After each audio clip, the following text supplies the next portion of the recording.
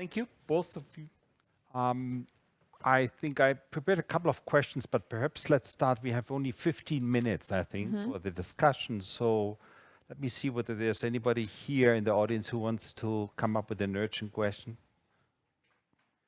So if not, then let me ask you first question to you, Aurélie.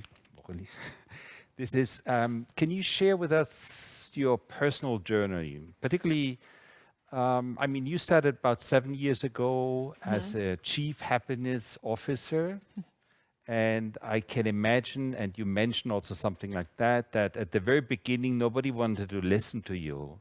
Yes. So what happened over these 7 years?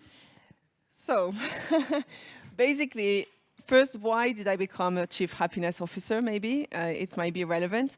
I did suffer from frustrations at work, from mobbing and toxic leadership.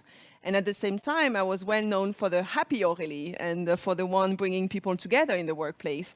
And when I lost a bit my happiness at work, one of my friends told me, hey, what's going on with you? Like, you are not the happy Aurélie we used to know. And what do you need to be happy at work again? And this question changed my life. And it's why now in all of my speech, I'm telling you, like, you should really think about your own definition of happiness at work. So long story short, I was telling her, yeah, true, I need to be happy again. And I used to be the happy one at work, bringing people together. I should be a chief happiness officer. And we had a lot of wine that evening, right? But then I came back home quite late and I was waking up my husband and I'm like, listen, I have a new idea. I should be a chief happiness officer. The next morning, I was looking on internet how to become a chief happiness officer. Keep in mind, this was like 7 years ago. So there were no chief happiness officer in Switzerland. And then I found a great training from a Belgian expert.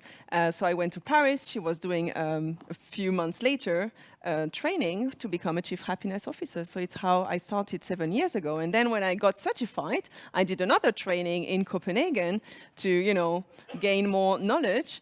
And I started to decide, okay, now it's time to quit my job and to become a real chief happiness officer in companies. And it's how I started to go to companies. But yeah, at the beginning, a lot of leaders I spoke to during my networking event, and when I told them, listen, I'm a chief happiness officer, I'm going to bring more happiness at work, they were all laughing at me. And they were like, what? Are you serious? And I'm like, yeah, sure, because, you know, there's science behind happiness. I was new to this word, and I learned so many things about positive psychology and neurosciences and the science behind happiness. And I found it fascinating, and I didn't understand why people didn't find it fascinating like me. And I was like really fighting during the evening and telling them, listen, there is a science behind, and I was bringing all the facts. And slowly, they started to listen to me. And then, you know, I got one opportunity to do a workshop in a company and to show them that it is possible. And it's how I started. But even now, I still have conversation with with top leaders who are telling me, we don't want to speak about happiness at work. We want to speak about engagement because the employee's engagement sounds more serious. But then I'm always having this argument to tell them, listen, your employees can be engaged and not happy. And that's really not good for the long term, right? So you want them to be happy, and then they will be more engaged. And then they start to listen to me. But it's always a struggle, and maybe some of you can relate. We have other chief happiness officer in the room, right? And it's always very difficult to convince top leaders. And it's why we need the science behind. We need to have facts to really bring a case and to show them that with easy practices, we can do it. I have a follow-up question to that. So at some point during your talk, you were talking about some sort of fake happiness, to say. And of course, this is a crucial question. So where's the difference between fake happiness and true happiness? So I believe, you know, fake happiness might sound like, let's be happy, everything is fine, you know, when everyone is struggling and when we have a lot of challenges. I think real happiness, it's acknowledging that we do have challenging emotions. We are struggling in the workplace. We have a lot of stress. We are overloaded. But let's find a way to boost our positive emotions, and let's find a way to work in a positive work environment. Again, it's not about eliminating negativity. It's really about finding a way to boost our positive emotions. But fake happiness, it's really like faking in a way the emotions that you do not feel. And if you feel sad, if you feel angry, if you feel stressed, we need to acknowledge these emotions. The science proved that when we acknowledge our emotions, we get through them with less intensity. And that's the start, right? And most of the time, out of our frustrations, we find solutions as well. So it's a way as well. We need to combine both. But we have to pay attention to toxic positivity and fake happiness. Thank you so much, Aurélie. One question for you, Laura. So was it very difficult to make the kids, actually, children, adolescents, make thinking and talking about happiness? Is that something difficult? How is that perceived from their point of? Because these adolescents actually indeed are more the kind of difficult already. Right? So how was it for you? And, so for me, we talk about well-being and the research part behind well-being. There was a paper about flourishing that we published, and they were quite interested in knowing these things. It's kind of, they knew, but they wanted to hear from someone, oh, is that? And then when they were building together the happiness pyramid, it was so amazing to see that they were thinking in the same way, but they never told to each other. So actually, oh, we are thinking the same, and we all think that this is the most important things for us, but actually sometimes we don't behave in accordance to that. And that was also a moment to bring the classroom together, and they were quite open, I have to say. And I think also the context of Casa Cattaneo, the fact that we were there outside the school with no parents around, no judgments of any kind, and we were really like creating an atmosphere of listening to each other, and that promoted a lot of also emotional expressions, I have to say. Yeah. Also here, follow up to that, we talked a lot about social connectiveness and how important that is for the happiness. Did these adolescents make the link between their own happiness and how that is related also to others?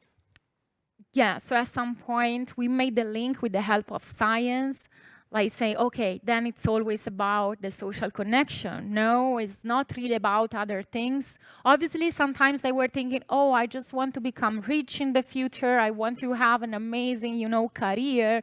But in the end, I mean, there was a classroom. This classroom, everyone chose the word love for the happiness pyramid. We had 3 levels of love.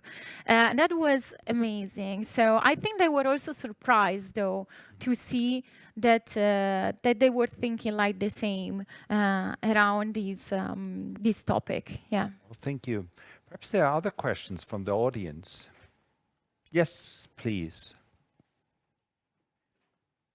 Mi ricordo anch'io che nella mia gioventù ho letto i libri di Goleman su intelligenza emotiva, intelligenza sociale, e mi sono sempre chiesto, è possibile misurare come per esempio si fa col QI?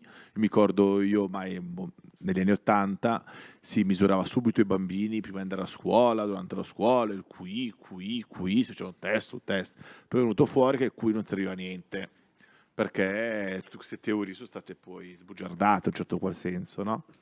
E poi hanno cominciato ad apparire queste forme di intelligenza sociale, di emotive, ancora più importanti del QI stesso, perché si diceva che persone con dei QI molto alti avevano dei QE o QI soc molto bassi. E c'è un modo per misurare nella realtà, con una certa base di razionalità, un QE, un Q soc? Cioè qualsiasi intelligenza emotiva e qualsiasi intelligenza sociale.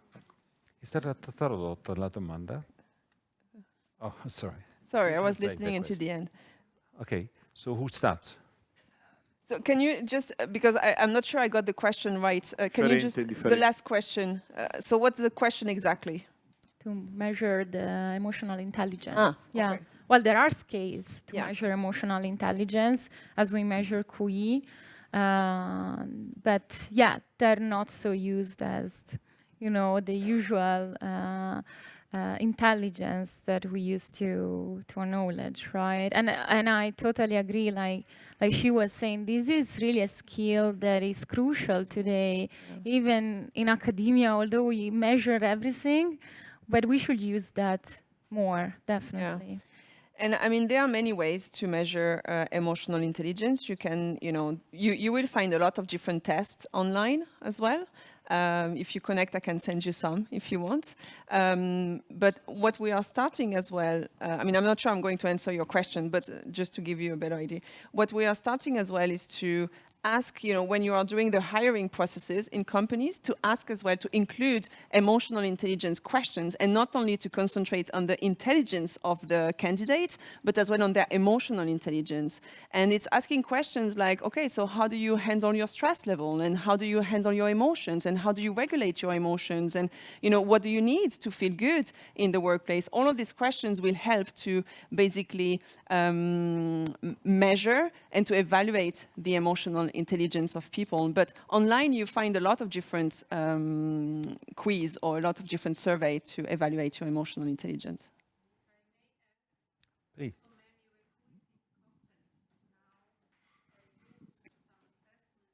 Yes. Can you please take the microphone? Oh, sorry. If I may add, also there are many recruiting companies that now concentrate more on the human skills, social skills, than on the technical skills. And they do use some assessment instruments that show the emotional quotient, because there are companies that understand, luckily, that the well-being in the company is important, and that talents are more important than competencies, and they prefer, like her history, they prefer to have someone who is willing to learn and to take the risk to learn, rather than to take someone who is has high competences but maybe cannot deal with a team. So absolutely, I think this must be the future, if I may say.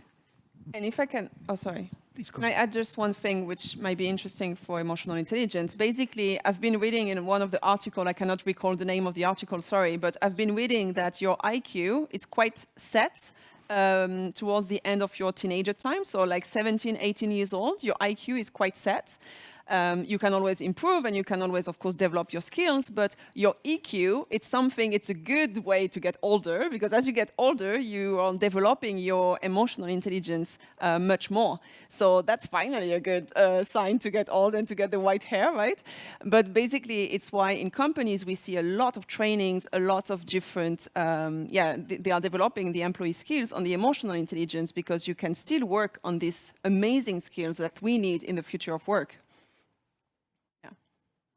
Okay, so another question for you, Laura, is we talked about also happiness and thinking about not just the individual level, but also creating kind of happiness and an environment which allows actually more time. So thinking about the adolescents in that one, what sort of policy measures would you think are important actually to kind of guarantee a sort of creating an environment that allows more the individual happiness actually in schools? Is there anything that is on top of your mind?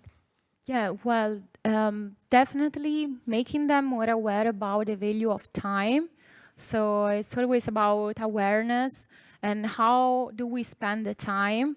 Because, for example, time online is a sedentary time. And sedentary time, as we know from the literature, is not time spent doing physical activity, which is we know that is very good for well-being. And it's not sometimes spent. So it can be that online connections allow offline connections. That is really highly debated, but it's not time spent on sleep. So we will just come out very soon with a paper on the state of the art, on some kind of decision that we can do at the policy making level, and sometimes reducing, but also giving alternatives that can be good, but not like the completely eliminating something, because that can be like a problematic to jump into a word that you don't know afterwards. But then also, while I was in Washington 2 months ago, we were having a conversation with other people that were doing research on this NIH call on digital media use and well-being. And one of them, she showed a very preliminary data about the role of mindfulness in predicting well-being when studying digital media use. And actually, we talk a lot about mindfulness, but if we think about being mindful, it's really get in touch with our body, with our feelings, with our environment, with the others people. And I think we should do that more often in general, and also like enable them to do that more often and get in touch with emotions, even negative emotions, and teach how to cope with them in a way that is healthier. Thank you. I can't see anybody else, so then... I'll make a comment. It's not so much a question, if that's okay. Is it okay? Sure. Okay.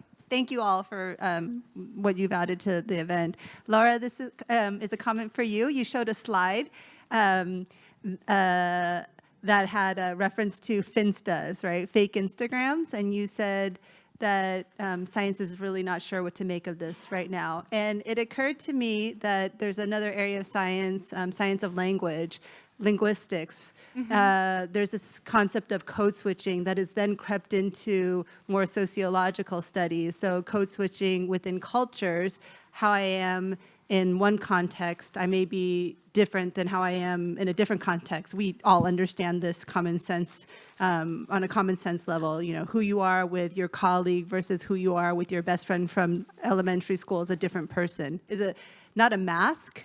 They're both your authentic selves, but they're different parts of yourselves. So my hypothesis is we're getting to a point where we want to represent our different selves online, right? Yeah. Because when we have a cognitive dissonance between how we present ourselves to the world and who we actually are, that gap causes a lot of discomfort, a lot of mental discomfort. And so it's almost a way of compensating and saying, hey, I don't have to be limited to that one self. I can be many selves online. So that's just a hypothesis to throw out there.